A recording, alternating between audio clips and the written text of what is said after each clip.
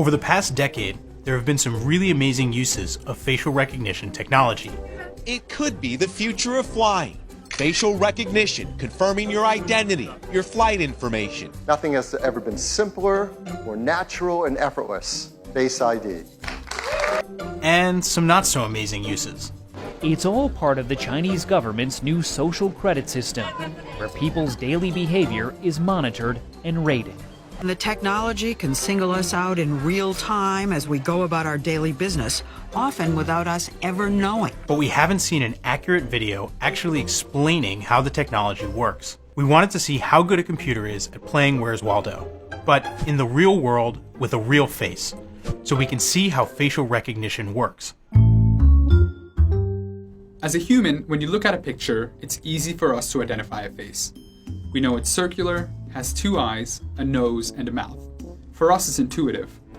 But how do you teach a computer how to identify a face? Well, first you interpret the scene in a way the computer understands. We decolorize the picture, and we're only worried about the amount of brightness at each pixel.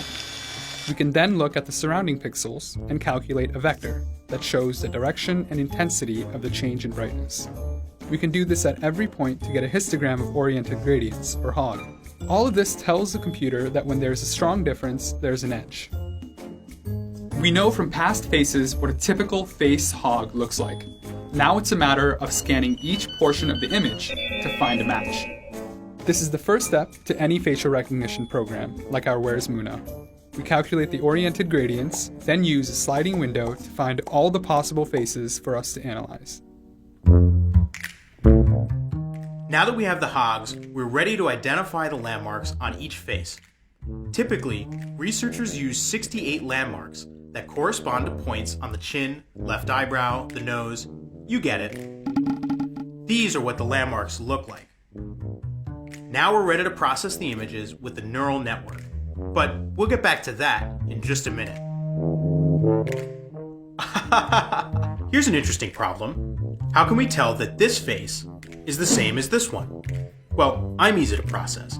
We take the HOG and then we compare it to the reference to identify the face region. But the HOG for me is smaller and off-angle. There's an additional step we can take so we can orient both faces and better compare them. We can take the landmark data for the off-angle face also. Then we can scale and rotate it so that way we can normalize it. This is the same method that Snapchat uses to overlay filters. This was a critical step in Where's Muna. All the different facial orientations first need to be normalized using facial landmarks before we try to find him. Here's the fundamental question. How do we tell two people apart? It's easy when they look different, but there are 300 million people in the US. Comparing landmarks isn't enough here. This problem calls for a convolutional neural network. Take this picture of Bradley Cooper. It contains a lot of information. Each pixel is represented by 3 numbers, each corresponding to red, green, and blue values. For a picture that's 64 by 64 pixels, that's 12,288 data points we can work with. If we have a good training data set of 500 known images of Bradley Cooper, that's 6,144,000 data points, enough to find the specific features that make Bradley unique. To learn Bradley's face, we can start by filtering the image to find all the edges that look like this. Here's a look at where that edge is most prominent. This is called a feature map. We set the number of filters to be huge, each one generating a different feature map. A stack of all the resulting feature maps form a convolutional layer in the neural network. The interesting part about an architecture like this is that we can have another convolutional layer, which only reads the layer in front of it. We start to morph simple features into complex representations. There's one problem. Anytime we want to analyze a picture, we use a lot of computational power going through a network like this. So we reduce the area of these layers through a process called pooling, which averages over a larger region so that our model can be as compact as possible. This way, we get a mathematical representation of Bradley Cooper through a large network of convolutional and pooling layers.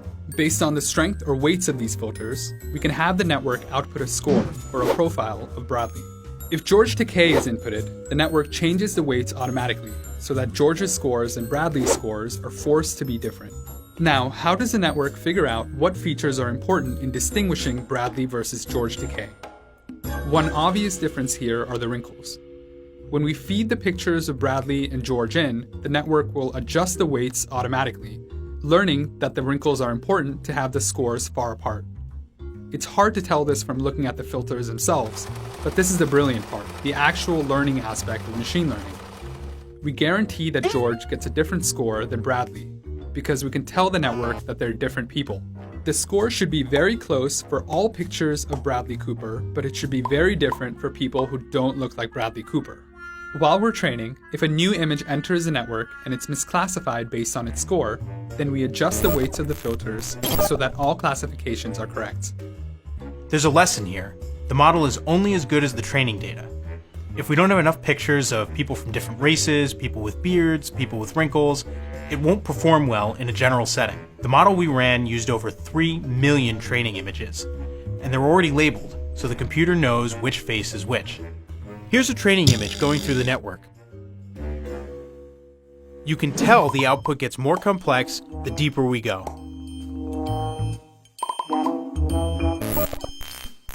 Yay! As long as we have enough of Muna's labeled pictures and a large enough training data set, we should be able to find him. We took 10 Where's Muna pictures in New York City, and we set the computer up against 100 human participants.